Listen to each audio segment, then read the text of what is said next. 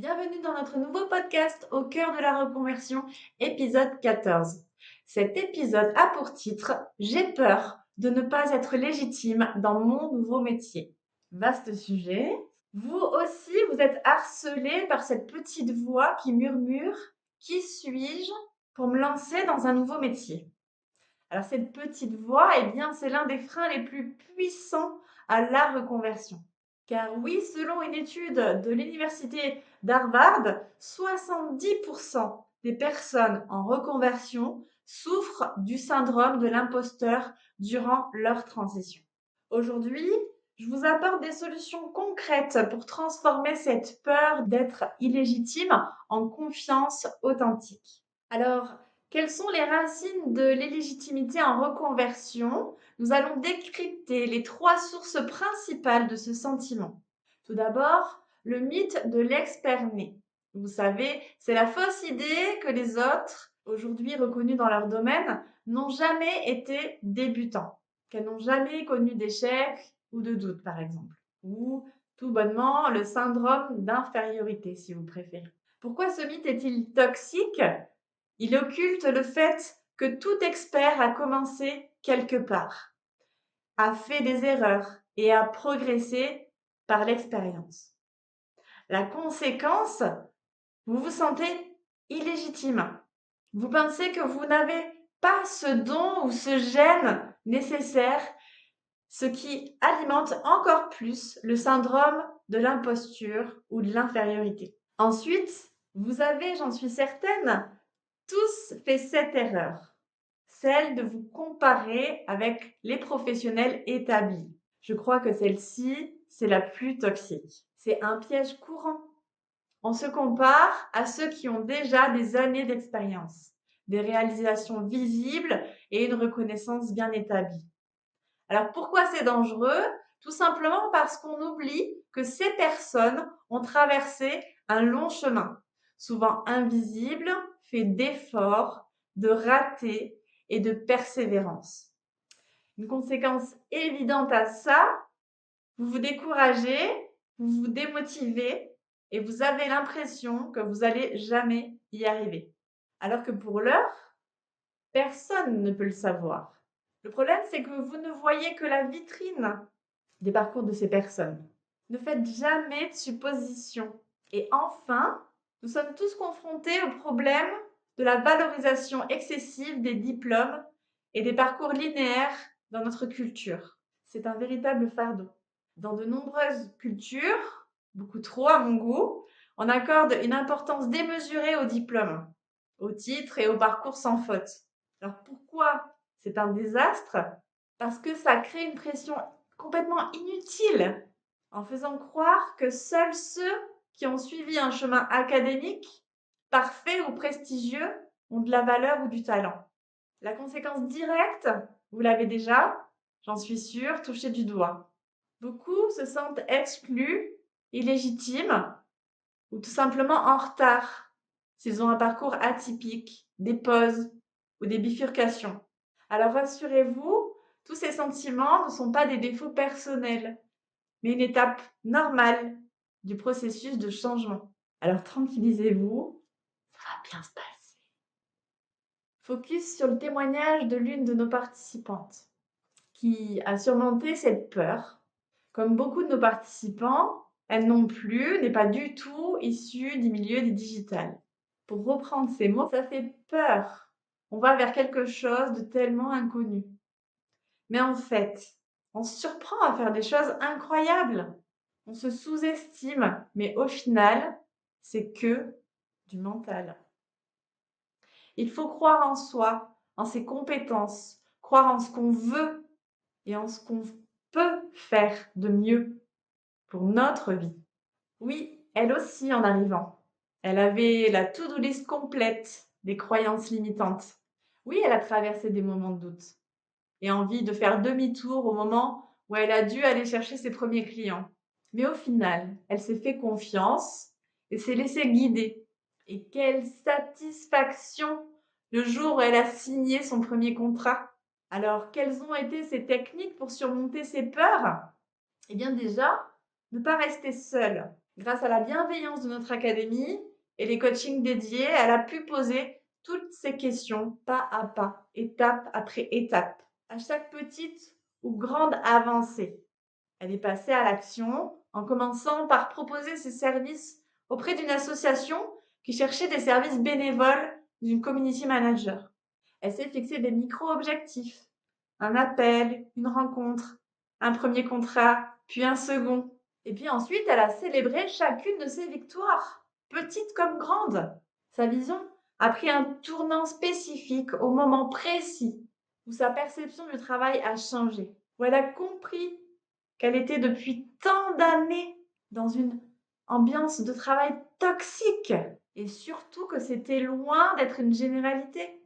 Sa nouvelle réalité, confiance en elle et ses capacités, une reconnaissance perceptible de son engagement et des missions qu'elle réalise au quotidien. Et surtout, plus d'anxiété liée au travail. Alors les leçons tirées avec le recul, elle le dit elle-même, mon seul regret, c'est de ne pas l'avoir fait plus tôt. Et c'est pas un cas isolé. Comme en témoigne Laetitia dernièrement, j'ai beaucoup appris sur ma personne. Je me suis découverte sur des terrains que je n'aurais jamais imaginés. Elle était éducatrice spécialisée avant de nous rejoindre. Et elle s'est orientée vers le copywriting. Ou comme Alexandre, qui dit ça a été une véritable révélation. Ce défi m'a poussée à sortir de ma zone de confort, à repousser mes limites et à développer une confiance en moi que je ne soupçonnais pas. C'était pas seulement un challenge personnel, c'était aussi une aventure collective. Se challenger entre coéquipiers, s'entraider, se motiver mutuellement. Ça crée une dynamique unique et très puissante. Il nous a rejoint sur la compétence de closing.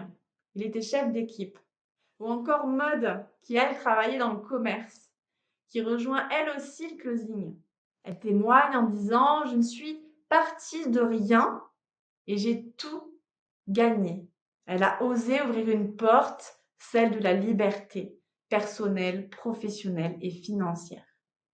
La clé, c'est finalement souvent d'écouter ce que vous ressentez au fond de vous, pas vos peurs. Alors on enchaîne de suite avec 3 piliers pour travailler sur votre légitimité. Voici comment, en pratique, vous pouvez faire pour construire une confiance en vous solide. Votre pilier numéro 1, celui de l'expertise progressive. C'est ce qui vous permettra de comprendre les piliers de l'apprentissage. Il y a 4 niveaux. Vos compétences inconscientes, ce que vous ignorez, ce que vous ne savez pas. Vos incompétences conscientes, prenez conscience tout simplement de vos lacunes et de la nécessité d'apprendre. Vos compétences conscientes, vous savez faire, mais cela vous demande de l'effort et de la concentration. Et enfin, identifiez vos compétences inconscientes, celles que vous maîtrisez et qui sont automatiques, sans effort conscient. Ce modèle permet de se situer et de planifier son évolution étape par étape. Identifiez et formalisez vos paliers.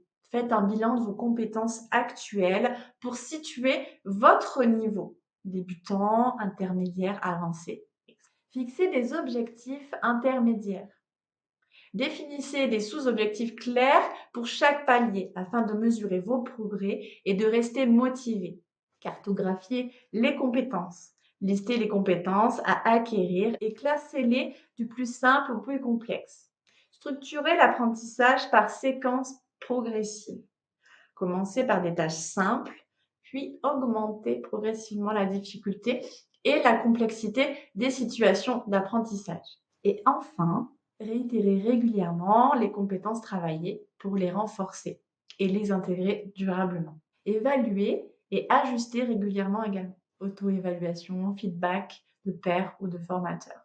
Puis ajustez vos progressions et identifiez les points à renforcer. Et enfin, célébrez chaque palier franchi afin de maintenir votre motivation. Alors pourquoi la micro-expertise est plus efficace que l'approche généraliste? Parce que se concentrer sur un domaine précis permet d'atteindre une maîtrise approfondie et d'être reconnu comme la référence sur ce sujet. Cela facilite l'accès à des opportunités professionnelles. La répétition des mêmes tâches dans un secteur de niche permet également de gagner en rapidité et en efficacité. Alors au fil du temps, on réduit le temps de recherche et d'exécution, ce qui augmente la rentabilité sans sacrifier la qualité. Votre pilier numéro 2 sera la valeur réelle que vous créez. Mesurez concrètement l'impact de votre travail, même débutant. Choisissez des indicateurs de performance, de résultats ou d'impact en lien direct avec vos activités.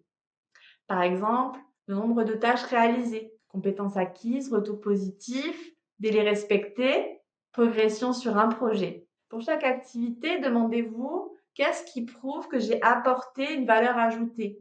Par exemple, j'ai amélioré la procédure X, j'ai aidé un collègue à résoudre Y problème. Collectez des preuves concrètes, capture d'écran, photos, documents produits, archivez vos réalisations dans un portfolio. Créez-vous un tableau de suivi. Listez et tenez à jour vos missions, les objectifs fixés et les résultats obtenus. Et enfin, demandez des retours à vos clients. Conservez les témoignages, évaluations ou commentaires reçus. Pilier numéro 3, une transparence assumée.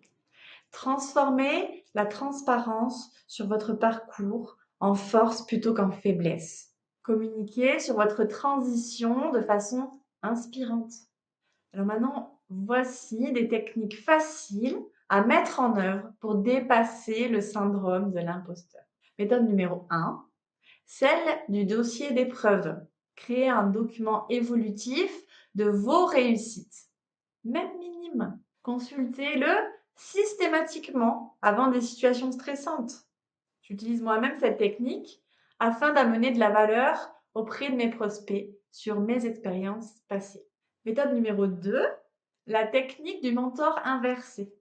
Trouvez une personne encore plus débutante que vous et la guider.